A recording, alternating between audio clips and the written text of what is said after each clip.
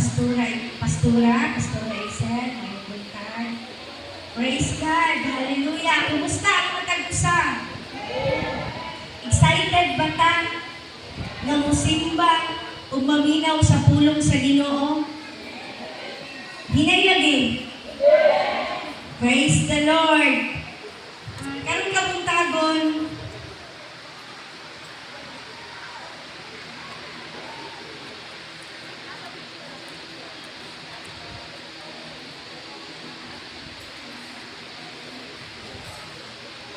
Karon ka buntagon,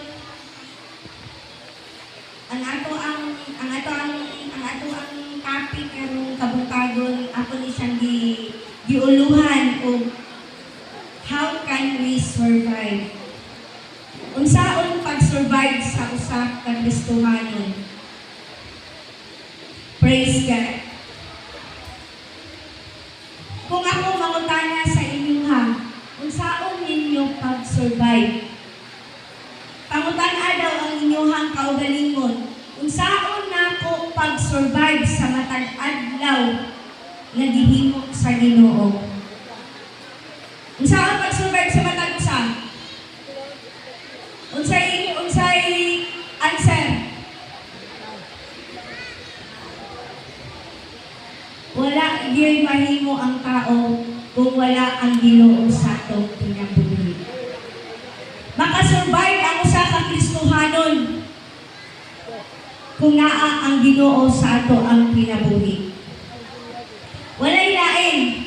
Kay matod pa diri sa pulong sa Juan 15, verse 5. Ako ang punuan sa paras ug kamo ang mga sanga. Ang magpabilin kanako ug ako diha kaniya mamungad daghan. Kay kun wala ako, wala kamoy mahimo. Amen ba? Klaro kayo sa pulong sa Ginoo na kung wala siya, walay mahimong ang usa ka tao. Dili ta pwede nga magdepende ta sa atong strength, sa atong kusog, sa atong wealth. Kung dato man ta karon niining kalibutan na, dili ta pwede mo depende dinha. Sa edukasyon, kung profesional ka, dili niining kalibutan na, nindot ang imong naabtan, maayo kag trabaho, ayaw pagdepende ni anak igsuon. Nga naman, kaya wala tayo gapang hambog. Kanang tanan nga unsay naa nato, grasya na tanan sa Ginoo nga gihatag nato. Labi na gyud ang atong kaluwasan. Grasya na nga gihatag sa Ginoo sa atoa. Without God, we can't survive. Ang Ginoo for example ba, ang Ginoo, mura na siya og oxygen. Nga kung ang tao naghingalo na, kita ba na ninyo naka-oxygen sa ospital? Laminaw ang tanan? Nakita na ninyo? Kung nakita na ninyo ang anak, ang kinahanglan ang oxygen sa usa ka tao nga nangina, kaya kumbaga ba, 50-50 dying. Inana po ang Ginoo sa atong kinabuhi. Namura siya oxygen, na dili nato makitaan, pero nakasurvive ka sa pang-adlaw-adlaw nato nga pagkinabuhi. Amen ba? Palakpakan na to ang buhi nga Diyos. Usahay magod mga igsoon, o gini realidad. Maski dili ta mo agri o mo agri ta, usahay ang Ginoo himuon nato na siya nga emergency. Tawag ta, kung diri sa kalibutanon, mutawag ta 911. Para asa man ang 911? For emergency. So ana usahay ang tao, mutawag lang og Ginoo, muluhod sa Ginoo, hilak og taman kung naa na siya sa emergency sa ilahang kinabuhi. Unsa nga emergency? Financial, unstable. Kung aduna na ginabatik na balatikan. Adunay problema sa relasyon, sa trabaho.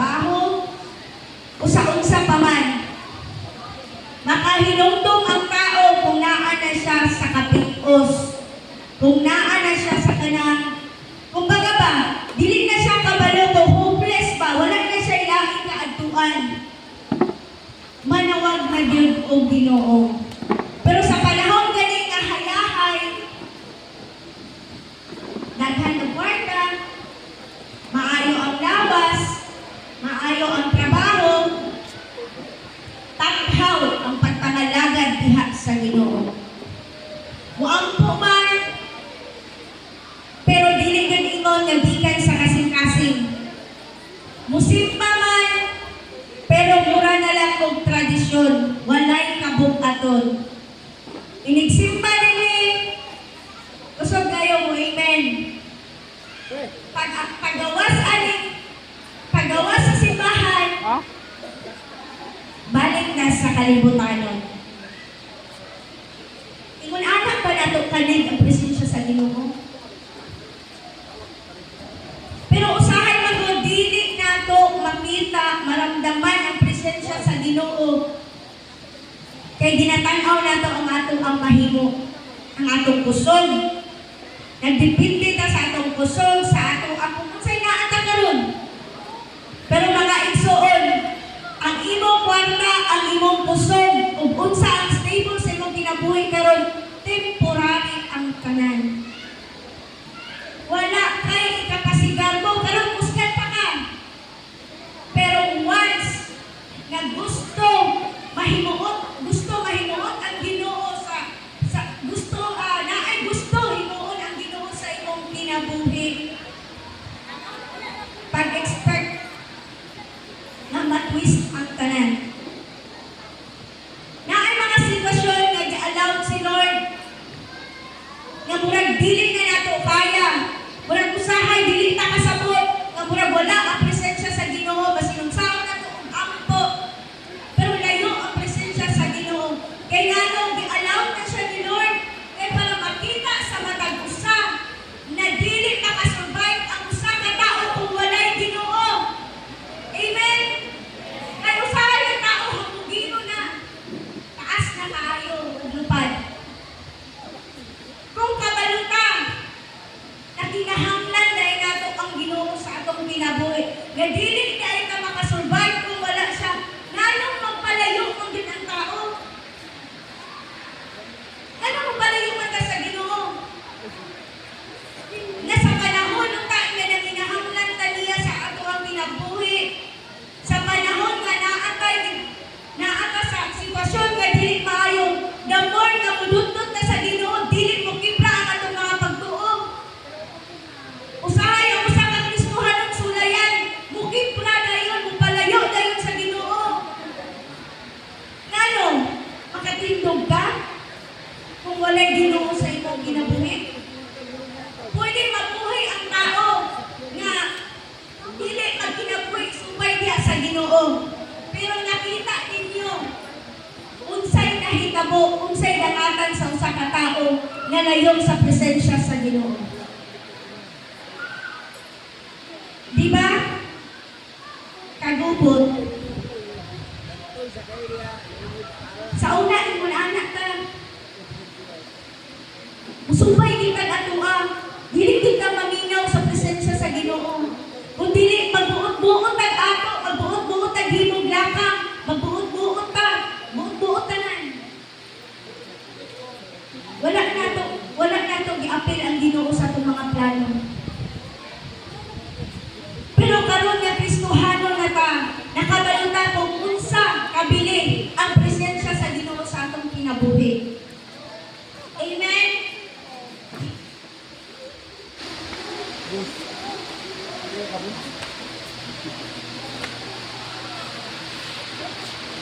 Sa panahon, usahay muna natong last option ang Ginoo. Second option, usahay pa yung last option pa din ang Ginoo. Pero sa panahon, mga igsoon, sa panahon na gikinahanglan nato ang kaluwasan, wala nato, maski pag wala nato na di pangayo, pero heartily nga gihatag sa Ginoo sa atuan. Gihimo niya kay gihigugma niya ang gihigugma niya matod pa diri sa John 3:16. Kay gihigugma pag-ayo sa Dios ang kalibutan ug tungod niini gihatag niya iyang bugtong anak aron ang tanan nga butuhan niya dili malaglag kundi makabaton hinuon sa kinabuhi dayon. Amen. Mao na nag-celebrate na every year sa Holy Week. Kay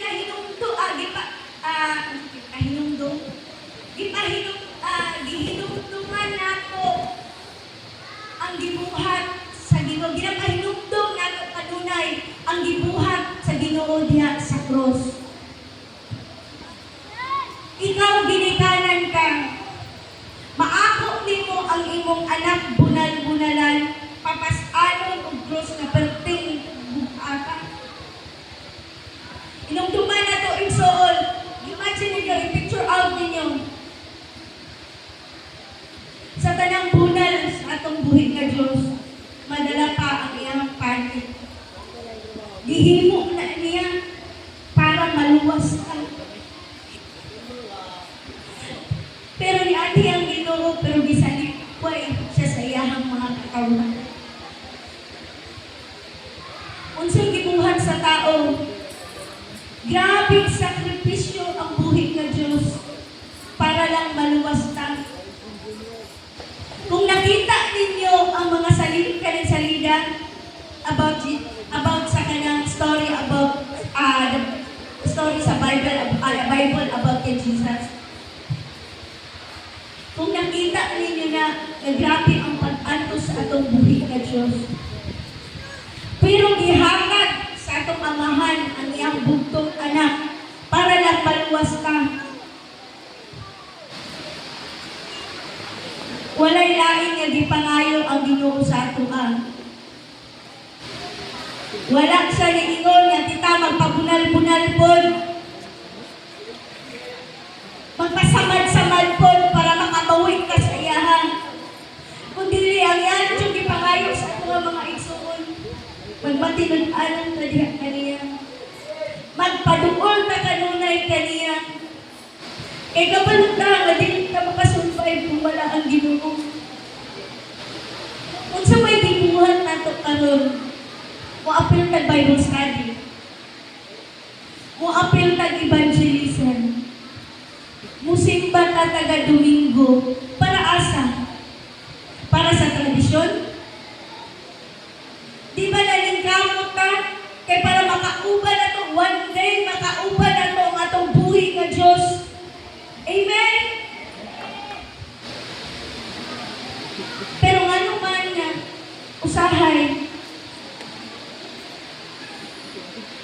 murag balod ba nga mapaling-paling ang atong pagtuo diha sa iyan.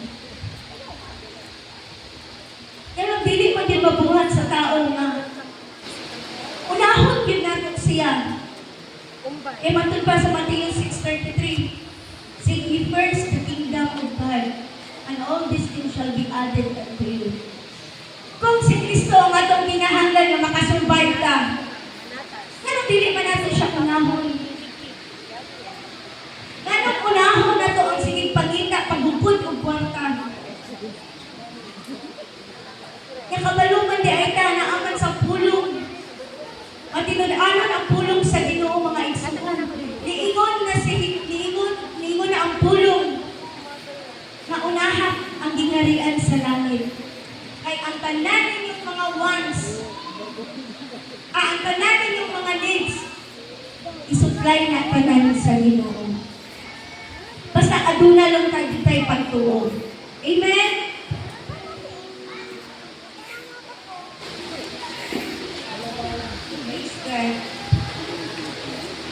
Dili sa John 15, verse 6. Ang dili magpabilin ka nako mahisama sa usa ka sana nga ilabay o malaya. Pamuntod kini og gitambog sa kalayo aron masunog.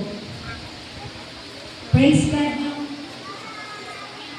Kung kita magpalayo diha sa presensya sa Ginoo, mahisama ka sa kahoy nga laya. Itambog na siya ug sunugon. Kumbaga, wala na tayo, dili na ta mapustan, ang atong kinabuhi dili mapustan. Kung wala kay Ginoo sa atong kinabuhi, dili kay ta mapuslan. Mao na nga paningkamutan unsa may application unsay angay natong buhaton. Dili sa John 15 verse 7. Kung magpabilin kamo kanako ug ako mga pulong magpabilin kaninyo, makapangayo kamo bisan unsa ug madawat ninyo kini. Amen. Kung magpabilin ka niya sa presensya sa Ginoo igsuon, makapangayo ka maski unsa diha sa atong buhi nga Dios. Dili man ang atong mga wants, pero ito gina-provide sa Ginoo ang atong mga panginahanglanon. Kinsa may anak sa Ginoo gipasagdan diri, nagugman. Naa ba? Amen. So ingon anak ka maayo ang Ginoo sa atong kinabuhi. Dili na nato nahunaon atong mga wants. Importante gi-provide sa Ginoo ang atong needs. Amen. Kaya wala na tanang inanay nga madakot pa ta. Kaya biyaan na din na natong tanan, walay mulungtad ug dugay na ining kalibutan. Kung dili lumalabay ng tanan. Importante nga atong i-work out ang atong salvation. Ang salvation sa atong tibuok pamilya. Kaya mauna importante ang atong kalag sa second life. Amen? Sa mga igsoon, kung wala ang hallelujah. Unsa pa man ang atong pangitaon, kung naa na ang Ginoo sa atong kinabuhi. Kung naa na ang Ginoo sa atong kinabuhi, naa na ka nato ang tanan. Amen? So, praise God. Manghinaot ko karong kabuntagon na aduna tay nakatunan, ado ang mensahe sa Ginoo mutatak sa atong mga kasing-kasing na dili makasurvive ang tao kung wala ang Ginoo sa atong kinabuhi. Panindigan nato ang Ginoo sa atong kinabuhi. Amen? Sige, manindog ka, malaman ka. Yes, Lord. Hallelujah. Hallelujah. Lord, salamat kayo rin kabungkabong Ginoo. Nadiin kami Ginoo na kapamilya at sa iyong mensahe. Lord, himuang Ginoo na ang tanang mensahe Ginoo na among nadugan kami Ginoo na gusto kami sa among kasing-kasing. Na Lord, kanunay ning mapahinumduman na wala pilaing ipapasigarbo sa among kinabuhi. Kung dili mi makasurvive, dili mi makastand, dili mi makalahutay kung wala ang imong presensya Ginoo. Lord, akong gipasalamatan Ginoo na ang matag usa Ginoo nagapabilin gyud ang imong presensya diha sa among mga kasing-kasing. Na every time Ginoo anaami sa mga sitwasyon na dili ni kasabot, pero kabalumi nga anaa ka, nagatabang ka namo, kay kauban ka namo kanunay. Lord, dili ni angay mahadlok sa umaabot ng adlaw, kung unsa man ang among kaunon, unsa man ang among industry, unsa man ang among ipaeskwela sa among mga anak, kay kabalumi nga basta unahon ang gyud kanamo, unahon na mo ang ginarian sa langit, ug ang tanan, ikaw na gyud ang magatubag, makahanay, ikaw ra ang magadagdag sa tanan ng mga panginahanglanon Ginoo. Lord, dili dapat mag-glory kay kabalumi Ginoo kung unsa kahalaga ang amo ang kinabuhi diya kanimo nga gipakamatyan kay pinimo dina sa cross. Lord, salamat sa imong mga sakripisyo nga imong gihimo sa matag usa para mabalik ng bibiya sa imong presensya. Mas inusa mo ba kasalat Ginoo? Mas ipangsa kahugaw ang sala na nabuhat. Mapakyas man rin. Pero kanunay yung Panginoon nagaduka. Nagapailog. Nagapasaylo sa matag-usa. Kaya dili ka gusto Ginoo na naimulag ka na ako.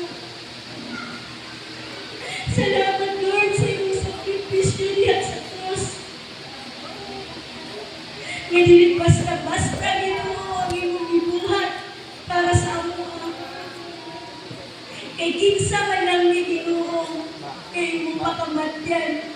Kay ikaw ang among hari, among Diyos. Pero nagpaubos jud ka nga maskin sa imong kamatayon. Nagmatinud-anon ka. Napahimsanon ka. Kaya ni-obey sa imong amahan.